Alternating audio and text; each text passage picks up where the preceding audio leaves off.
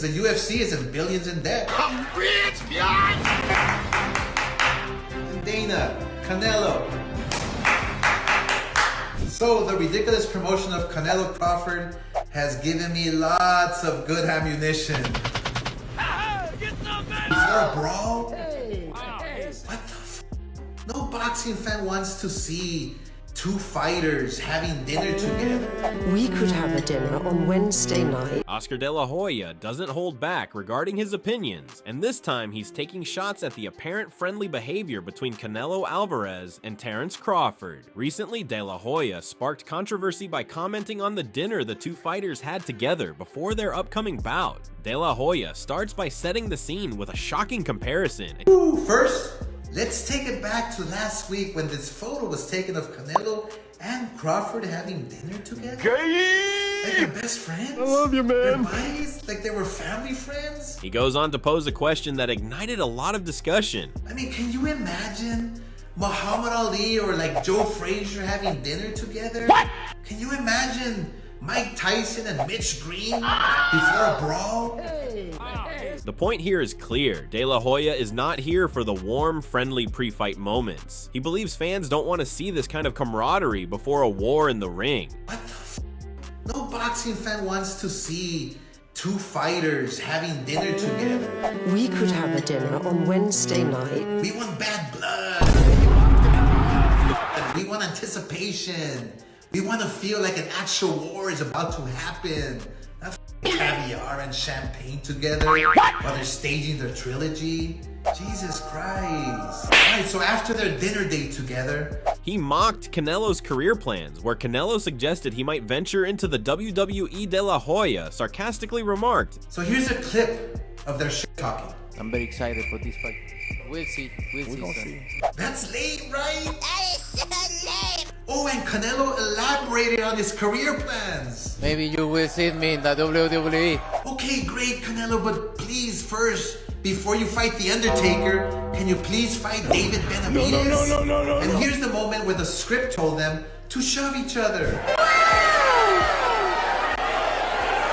I mean, come on. Anybody else not buying this drama? Nobody got time for that. Crawford. in his view, everything seems too rehearsed, too staged, with little authenticity. He wanted real conflict and fire, but instead, we got a manufactured rivalry. De La Hoya directly calls out the absurdity of the situation. If you want to actually make Canelo mad, just tell the truth about him and his tainted meats. And Canelo failed 2 drug tests?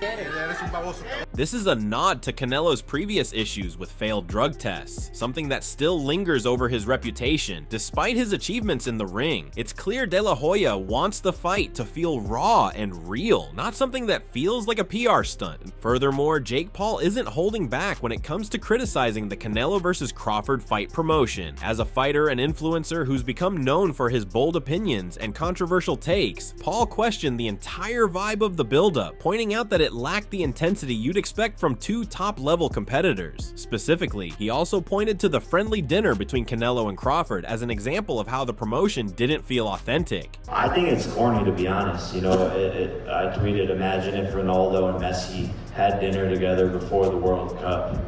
That's just not how real competitors. You think Michael Jordan was doing that type of shit? So I think it's corny, and I would never engage in any of those activities. Jake highlights a major difference in mentality between the entertainment-driven aspect of boxing, which he represents, and the traditional, no-nonsense, competitive nature of the sport. He seems to be calling out the idea that fighters should act buddy-buddy before a big fight, seeing it as lacking authenticity. Meanwhile, Eddie Hearn, who has worked closely with Canelo, has always been a strong supporter of the Mexican champion. However, after witnessing Terence Crawford's mentality firsthand, Hearn has begun to see the potential for an upset. He acknowledges Crawford's confidence and his ability to make a fight awkward for Canelo, which could tilt the scales in Crawford's favor. I mean, I've always favoured Canelo in the fight. Well, I've heard that you want Canelo to win, but you feel course, big. Yeah, I like Terence. I've worked a lot with Canelo, and I think just because of what I saw in Riyadh and because of the threat, and he's getting on as well, Crawford, but it's just like the mindset of Crawford. Like, there's no doubt in Terence Crawford's mind that he wins this fight. And when you spend a bit of time with him, you kind of start buying into that. And I guess that's what happened in Riyadh, because I travelled with him to the fight. And Eddie Hearn admits that despite his personal affection for Canelo, he can't ignore Crawford's unshakable confidence. After spending time with Crawford, Hearn found himself buying into Crawford's mentality, something that could give the fighter an edge when facing a fighter like Canelo. This mental advantage seems to be a key factor in why Hearn is leaning towards Crawford as the potential victor. While Hearn still wants Canelo to win, his analysis points out Crawford's mindset as a potential game changer. With Crawford's absolute belief that he can win, Hearn suggests that Canelo might be in for a tougher fight than expected, especially considering the mental game that Crawford brings to the ring. You know, but it's a 50-50 fight. I think gun to head, I'm probably picking Crawford right now. But I want Canelo to win. And he can win for sure. But Terence is going to make it really tricky and awkward for him. And I don't think he's going to like that kind of fight. Hearn emphasizes that this fight is too close to call. However, he leans towards Crawford because of the potential for Crawford to make the fight uncomfortable and difficult for Canelo. Hearn suggests that Canelo may struggle with Crawford's style, which could lead to an awkward fight for the champion. As the highly anticipated fight between Canelo Alvarez and Terence Crawford approaches, boxing analyst and trainer Teddy Atlas has stepped into the spotlight with a daring prediction. Known for his candid and sometimes controversial takes, Atlas raises questions about Canelo's status as a fighter, suggesting that the Mexican champion may not be quite as untouchable as many think. Maybe he's a little overrated. Terence Crawford versus Canelo Alvarez at 168 pounds. Canelo's really good. But I think Crawford is special. I know he hasn't fought the resume everyone wants, but you have that or you don't have that ingredient. I think he has it. Canelo's really good. He's tremendous. But could he be a tiny bit overrated? The greatness is within Crawford. It's in his desire, it's in his mind, it's in his makeup, where he came from. I know he's moving up in weight class, can he carry it?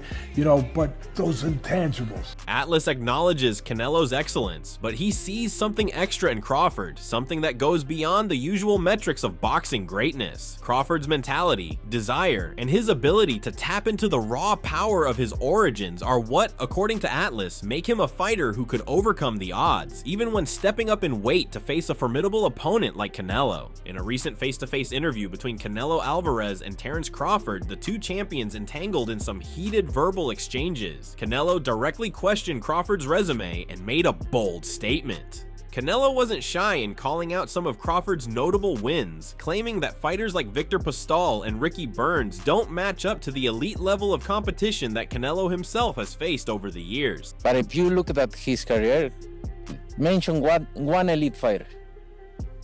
Just mention me one elite fighter. So Postol wasn't elite? Who? Victor Postol. Who's that guy? Oh, so he wasn't commercialized. He wasn't a great. Ricky Burns wasn't elite. What? 40 years old champion in that moment beat Mr. Postol in my gym. I saw that. So Ricky Burns wasn't elite. Ricky Burns doesn't elite. Okay. He's not elite. It's cool. Well, is there a champion? I'm going to fight another elite There is fighter a champions, good fighters, but elite fighters is different. Wait. So I'm going to fight an elite fighter in September. It's clear Canelo wants to remind Crawford of the level of competition he's up against, implying that once Crawford faces him, he'll know the difference between fighting good fighters and facing the elite. Okay, we're going to find out. We're going to find out. And don't get me wrong, you're a great fighter. I know I'm great. You're a great fighter, but are you going to find out? I hope your uncle Turki Alashi pay you enough money, because it's going to be the last. That's it may be. It may be. Maybe. I hope he pay you enough. But you know, after fighters fight me, they never the same. So I just hope your career continue. If you look at my career, never the same after me. Canelo's statement is more taunting, with Canelo implying that once Crawford faces him, it will be a career-defining moment, one that could change the trajectory of Crawford's career forever. In a recent interview, Bernard Hopkins, one of the most experienced minds in boxing, shared his thoughts on the upcoming fight between Terence Crawford and Canelo Alvarez. Known for his sharp analysis, Hopkins gave Crawford a staggering 85% chance to defeat Canelo, offering some key insights into what Crawford needs to do to secure the victory. Give me a number. He has an 85+ chance to beat Canelo. Why? He's not going in there to prove something, which will fall into Canelo's hand. He would love for him to prove something. That means you will stay there and try to prove something. But to go in there and to let him know, establish that from the first round, that I belong without showing that I am tough. I earned my position to be here. And I want to show you, even though you're being stubborn, that your time not only have came, but it's gone. He ain't gonna surrender and say I slowed up, so I'm gonna act like it. No, he has to be shown.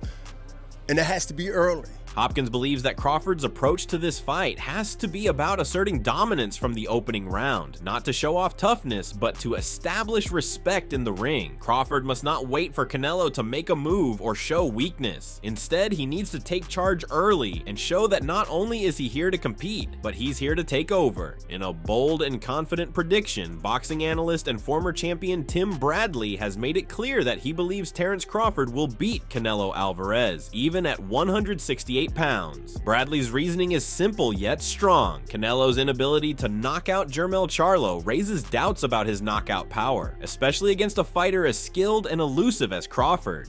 If Canelo couldn't knock out Charlo, do you really think that he's gonna knock out Crawford? I would pick Terence Crawford to beat a Canelo Alvarez, even at 168.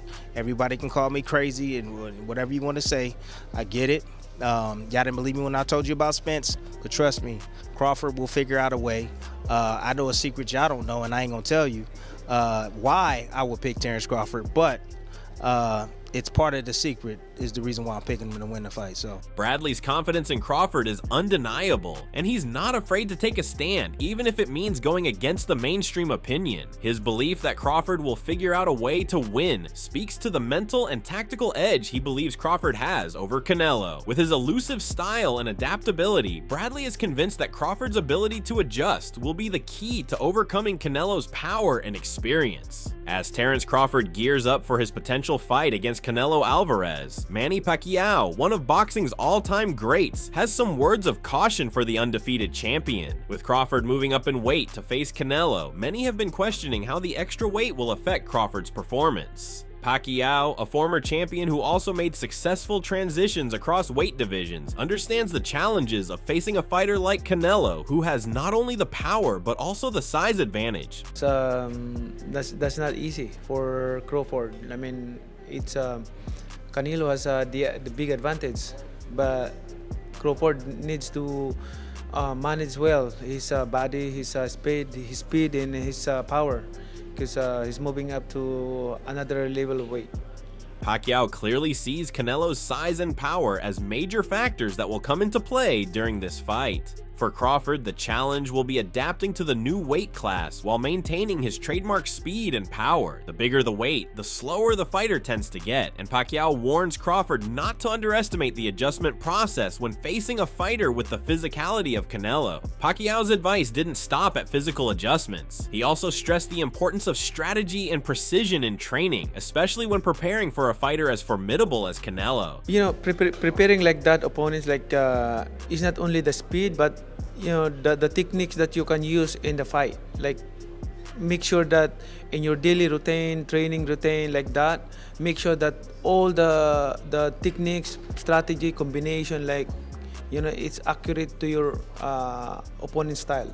This portion of Pacquiao's advice speaks to the importance of tactical preparation. Crawford won't just be facing a fighter of similar skill level, he will be facing a much bigger and more powerful opponent. Pacquiao emphasizes that technique and strategy must be tailored specifically to Canelo's style, where speed alone won't guarantee success. It's about having a clear plan that's not just about speed, but about breaking down Canelo's strengths and exploiting any weaknesses. As the debate continues over who has the edge in the Canelo-Alvarez versus Terence Crawford matchup, boxing legend Ray Leonard was asked to weigh in on the key factors that could determine the fight. With the discussion surrounding Canelo's power and Crawford's speed, Leonard was quick to emphasize the importance of speed in a fight, especially when it comes to handling a fighter as powerful as Canelo. Ray, size or speed?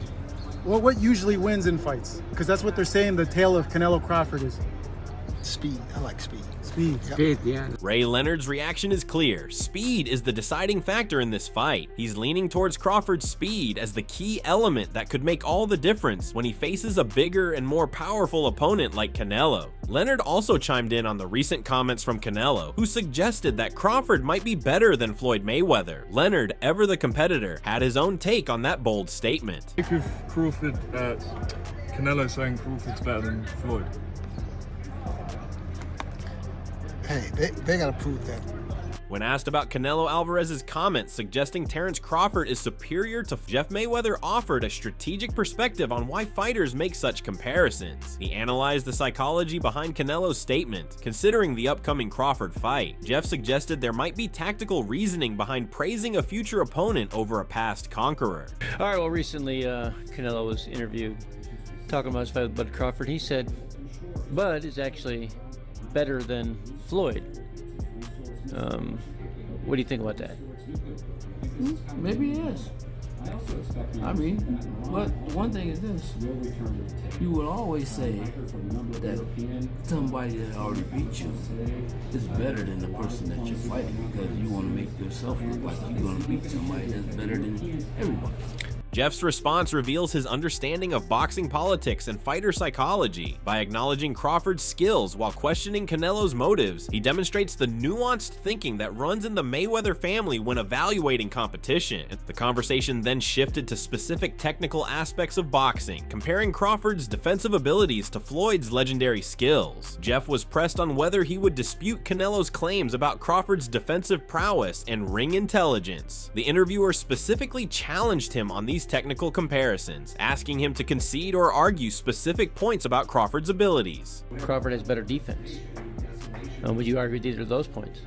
No, I mean, I don't even gotta argue about that. Anybody knows that his defense is not better than Crawford is a great fighter, but his defense is not better than Floyd. So you didn't say anything about the intelligence, so you're conceding that point then? What do you mean?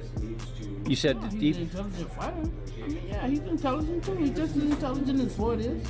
Jeff's measured response shows respect for Crawford's abilities while maintaining Floyd's defensive superiority. His willingness to acknowledge Crawford's intelligence while defending Floyd's defensive mastery demonstrates the careful balance required when discussing elite-level boxing comparisons. As the Canelo vs. Crawford superfight looms closer, Christian Mbili, a rising star in the boxing world, shares his perspective on what could be the deciding factor in the bout. He discusses weight and its potential impact, providing an interesting angle on how size could play a crucial role in this high-stakes clash. While Crawford's skills and speed are often discussed as his strengths, Canelo's size will be a major factor. He reflects on the recent fights of both fighters and, despite some unimpressive performances, Mbili still sees Canelo's physicality as the key edge in this matchup. I was not very impressed with the last fight of Crawford, you know. The fight, I don't remember the name of his opponent. For me, I was not... Madrimov, I was not very impressed.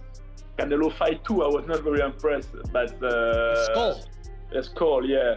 But we're gonna see. For me, my favorite is Canelo because I think Canelo is more bigger, and we're gonna see if Crawford makes the same strategy that Skulls, but a little bit more. He put more punch. If he put more punch, we're gonna see. But for me, I think Canelo is more bigger, and